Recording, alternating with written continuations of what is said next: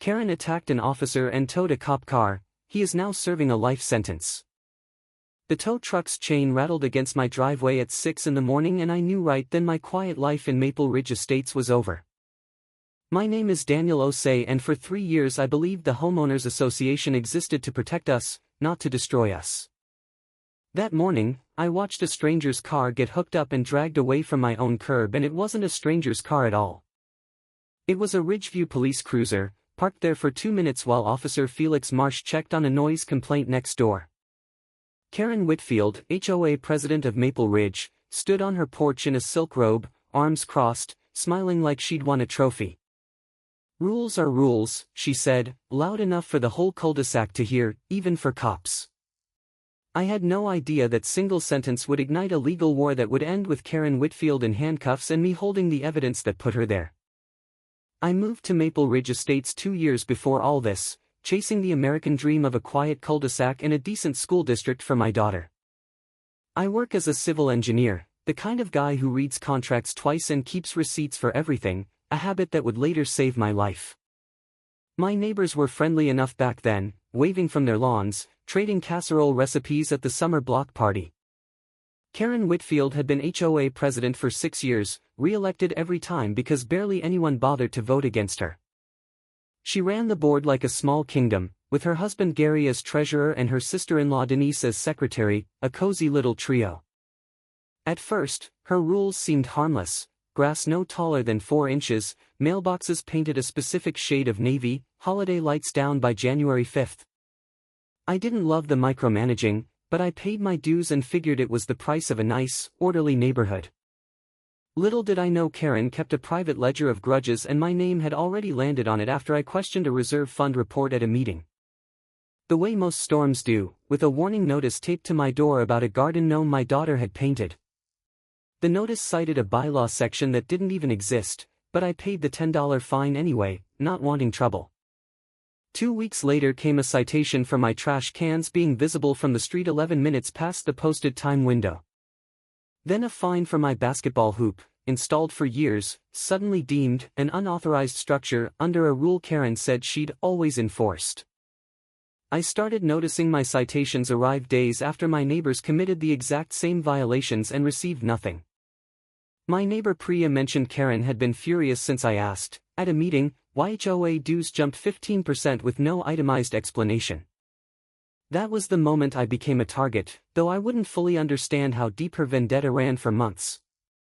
I began saving every notice, every email, every date and timestamp, in a folder I labeled simply HOA. That folder would grow into the very weapon that dismantled Karen's little kingdom. One Tuesday evening, Officer Felix Marsh knocked on my neighbor's door responding to a noise complaint about a barking dog. He parked his marked cruiser along the public curb in front of my driveway, engine running, lights off, completely legal. Karen burst out of her house before he'd even reached the neighbor's porch, phone already filming. "You can't park there, this is a private community, I don't care what badge you wear," she snapped at him.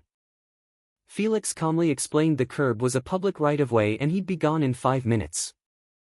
Karen didn't wait 5 minutes, she called a private towing company she happened to have on speed dial. When the tow truck arrived faster than any towing service should, hooking Felix's cruiser while he was still inside my neighbor's house.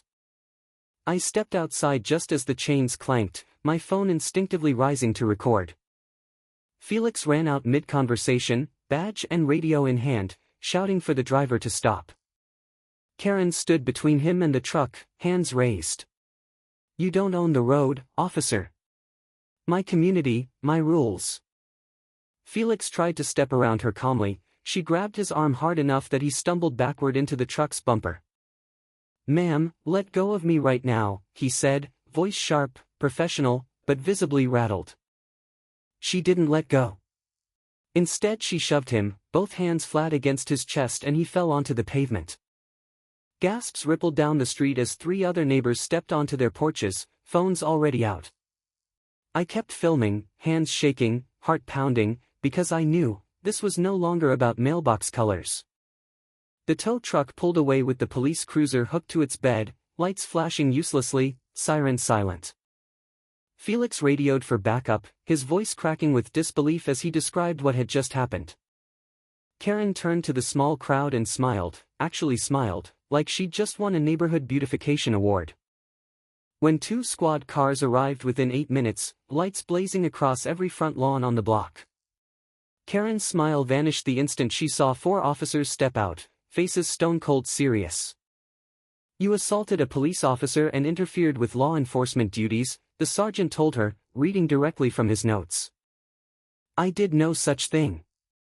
I run this community, ask anyone." Karen shrieked, gesturing wildly at the gathering crowd. Nobody backed her up. Not one neighbor spoke in her defense and several stepped forward holding up their phones. "I have it on video," I said, stepping closer, my voice steadier than I expected it to be. The sergeant asked me to send the footage directly to his department email before anyone left the scene. Karen's husband Gary came running out in socks, begging the officers to just let this go, she gets stressed easily. That excuse landed nowhere. The sergeant cuffed Karen's wrists and read her the assault charge on the spot. As they walked her to the squad car, she locked eyes with me and hissed, "You'll regret this, Daniel." I didn't know yet how true and how untrue those words would turn out to be. Felix, bruised but upright, thanked the neighbors for recording, especially me, and asked me to preserve the footage carefully. The tow truck, it turned out, was already 3 miles away, cruiser still hitched, driver unaware of the chaos behind him. A second unit chased it down and released the cruiser in a gas station parking lot, onlookers filming that too. By nightfall, the story had a name on local social media, the HOA Karen who towed a cop car. Settled over the cul-de-sac that night, an eerie quiet after Karen's arrest, everyone unsure what came next. I sat at my kitchen table, replaying the footage, sensing this was only the opening chapter of something much bigger. Karen posted bail by midnight, out within hours, already telling neighbors it was a misunderstanding blown out of proportion. The HOA board, led by her sister-in-law Denise, released a statement calling the incident regrettable, but defending Karen's dedication to the community. I couldn't believe it, even after handcuffs, the machine protecting her hadn't slowed down at all. When Karen returned to her HOA president duties within a week, as if nothing happened. She called an emergency board meeting, framing herself as the victim of an aggressive off-duty officer harassing residents. I attended, notebook in hand, and watched her twist the story so smoothly that some longtime residents actually nodded along. That officer had no jurisdiction here, she insisted, ignoring the fact the street was legally public property. Denise seconded every claim Karen made, while Gary handled the projector, showing a blurry photo that supposedly proved the cruiser blocked a fire lane. I raised my hand and asked to see the actual HOA bylaw defining fire lane distances. Karen said that document was being updated. That vague dodge told me everything. There was no such bylaw, she was inventing rules on the spot, again. After the meeting, I noticed something odd, a new fine notice waiting on my windshield, dated the same day as the meeting. Filming HOA proceedings without written consent, $250 fine, it read, a rule I'd never once heard mentioned before. I realized Karen wasn't just deflecting the police case, she was quietly building a smear campaign against me specifically. Neighbors who'd filmed the towing incident started receiving their own mysterious fines within days. Priya got cited for a unauthorized satellite dish she'd had installed for 4 years without complaint. Another neighbor, Marcus, received a lien threat over supposedly unpaid dues he had receipts proving he'd paid in full. It became obvious, Karen was retaliating against every witness who could testify against her in the assault case. I started a shared document with the other targeted neighbors, cataloging every retaliatory fine, every suspicious date, every inconsistency.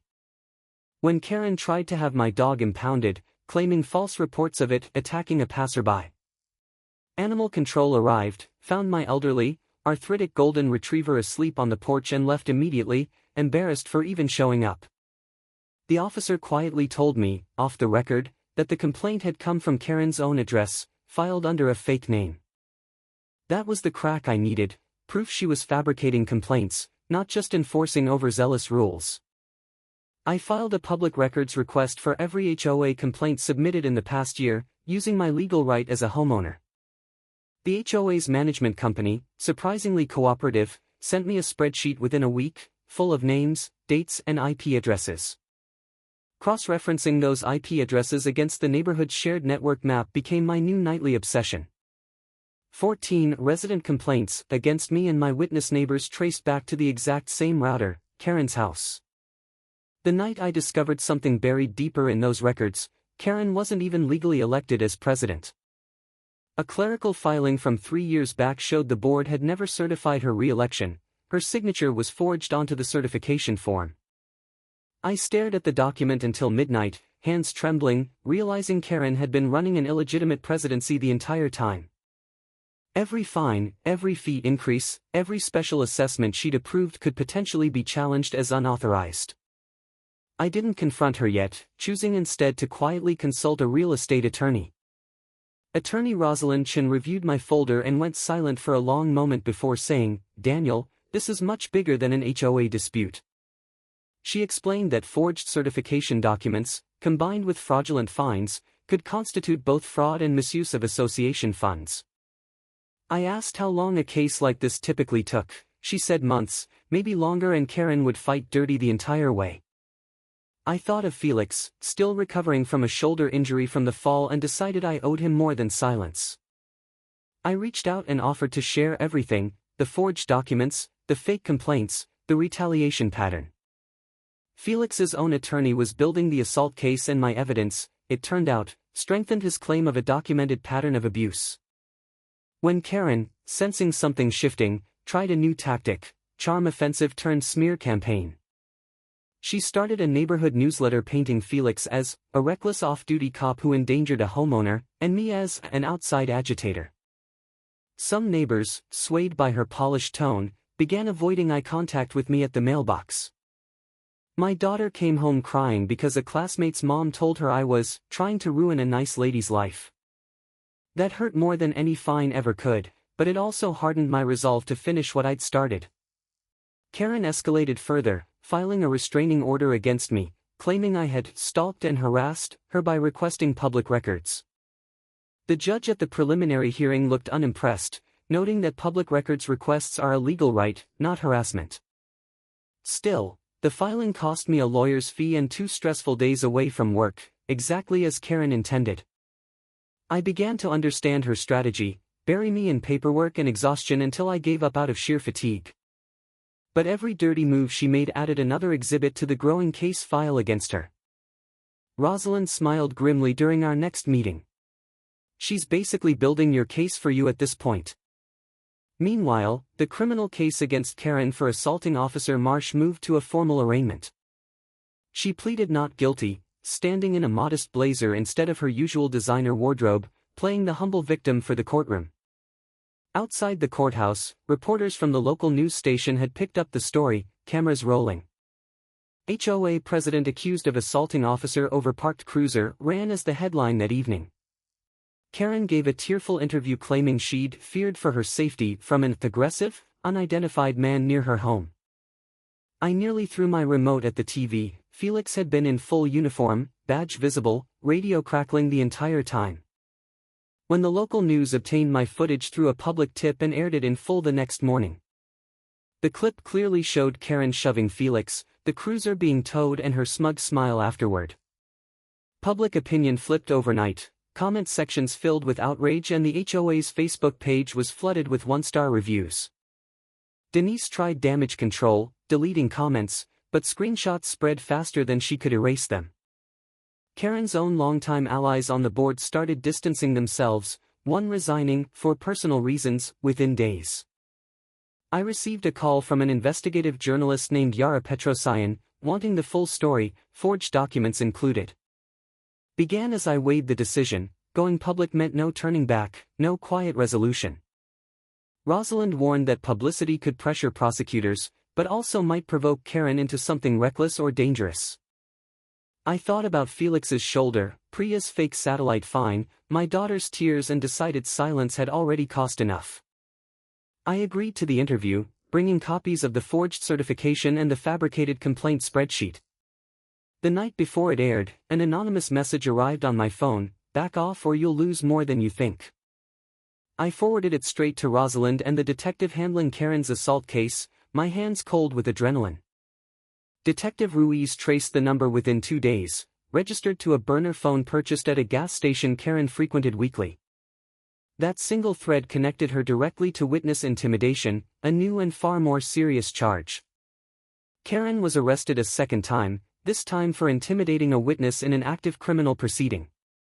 Her bail conditions tightened, including a no-contact order against me, Felix, Priya and Marcus. The HOA board, now down to just Gary and one remaining loyalist, scrambled to hold an emergency vote. Residents, furious and finally paying attention, showed up in numbers no meeting had seen in years. A motion to remove Karen from the presidency passed with an overwhelming majority, Gary abstaining in stunned silence. But removal from a volunteer board was nothing compared to what the court still had waiting for her. The forged certification document became central evidence in a separate civil fraud complaint filed by the new interim board. The morning of Karen's combined pretrial hearing for assault, intimidation, and fraud. The courthouse steps were lined with reporters, former neighbors, and even Felix, arms still in a light sling. Karen arrived without her usual entourage. Gary had filed for divorce 2 weeks prior, citing irreconcilable circumstances. Inside the courtroom, the prosecution laid out the timeline: assault, retaliation, forged documents, and witness intimidation, piece by piece.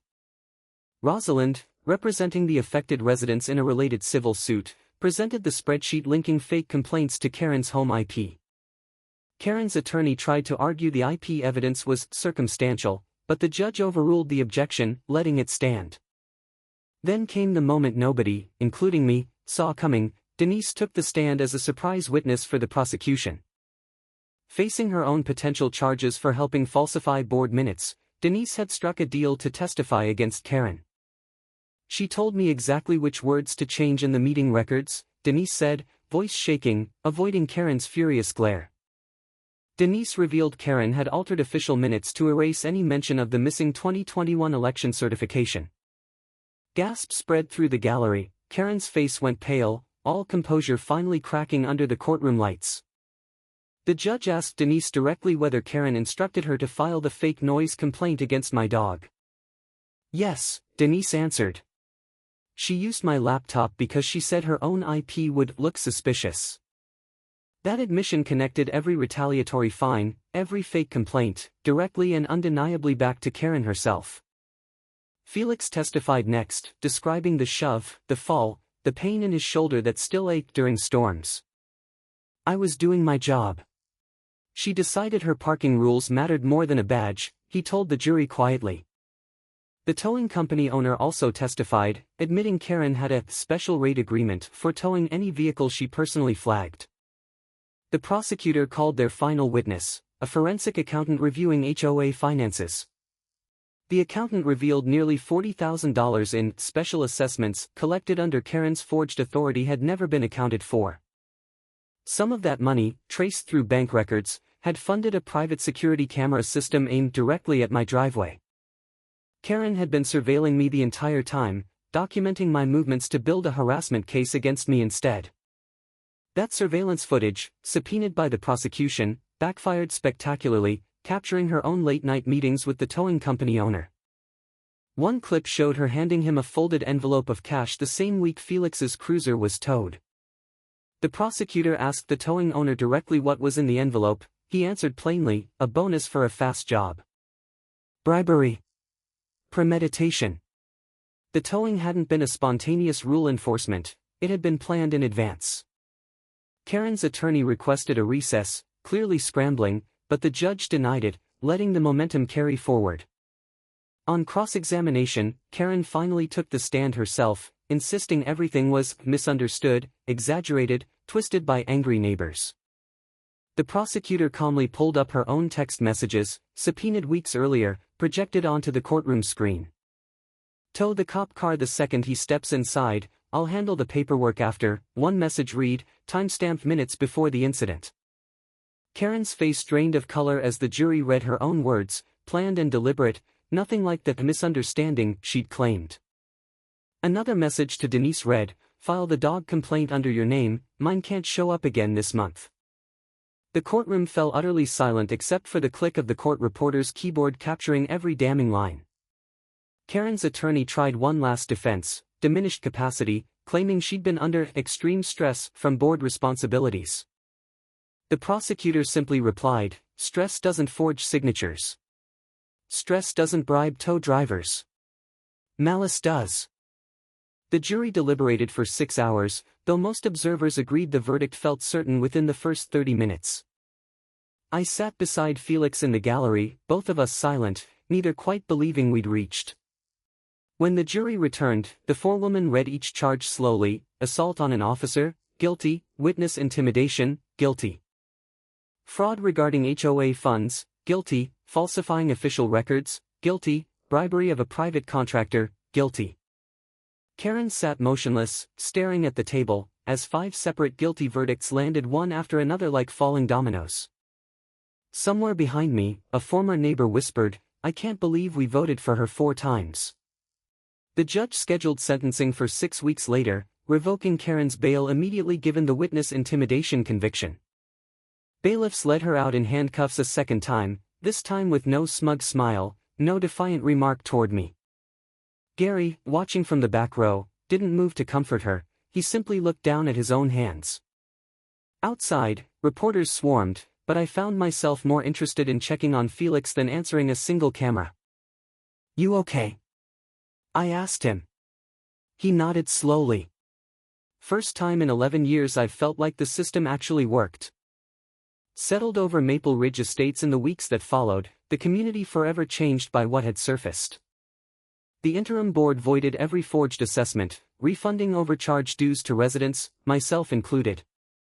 Priya's satellite fine was dismissed, Marcus's lien threat erased, and both received formal written apologies from the association.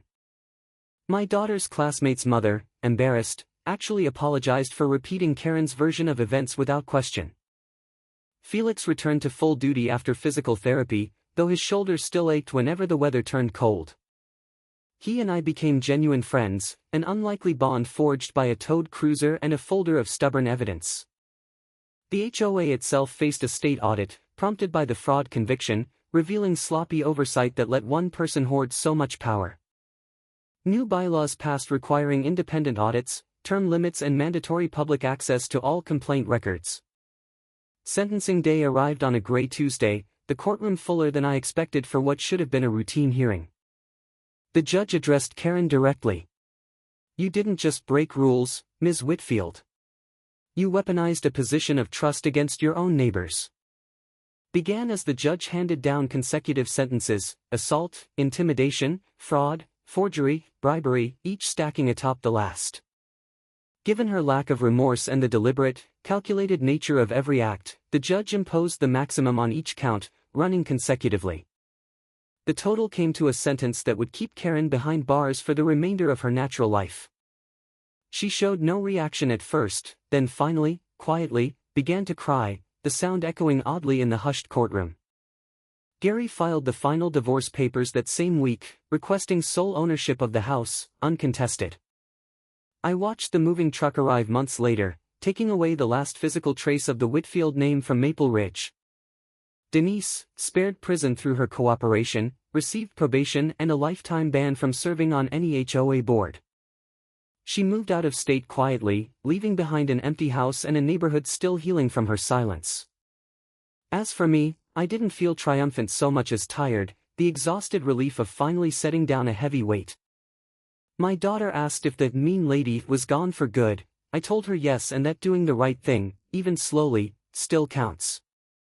Felix stopped by one evening, off duty, just to share a beer on my porch. No cruiser, no chains, no chaos. "You kept every receipt, every email, every date," he said. "That patience is what actually put her away." I told him the truth. I never set out to be anyone's hero, I just refused to let unfairness go undocumented. The tow truck driver, it turned out, cooperated fully once charged as an accessory, receiving a reduced sentence for his testimony. The towing company itself lost its municipal contract permanently after the bribery revelations became public record.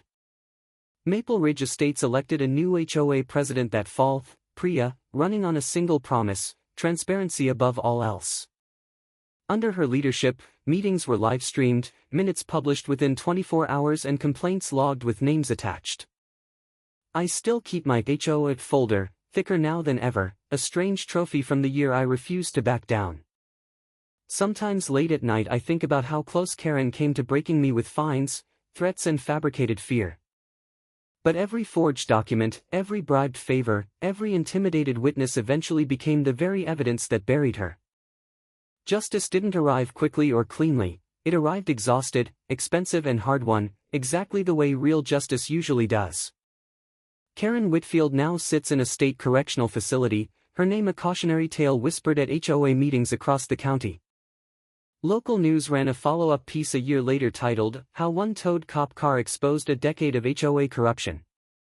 Yara's original interview footage became part of a journalism course on investigative reporting, studied by students who'd never met any of us.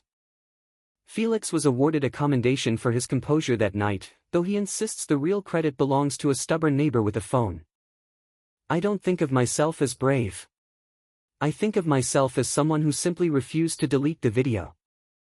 The cul-de-sac looks different now, no forced Navy mailboxes, no known citations, no shadow of a woman who ruled through fear. On quiet evenings, kids play basketball in driveways again, hoops unremoved, laughter unregulated, rules finally reasonable. My daughter painted a new garden gnome last spring, nobody taped a notice to our door. I still see Priya at the mailbox some mornings and we laugh, quietly, about how far we've come from that first $10 fine.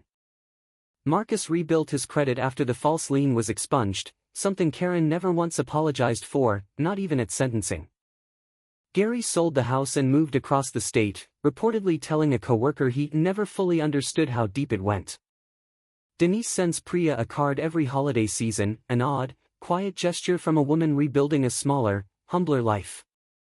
The forensic accountant's report became a template other HOAs now use nationwide to prevent similar hidden fund abuses. Rosalind, my attorney, still calls occasionally, joking that our case remains the strangest and most satisfying of her career. Detective Ruiz retired last year, listing the Whitfield case among the 3 most memorable of his decades on the force.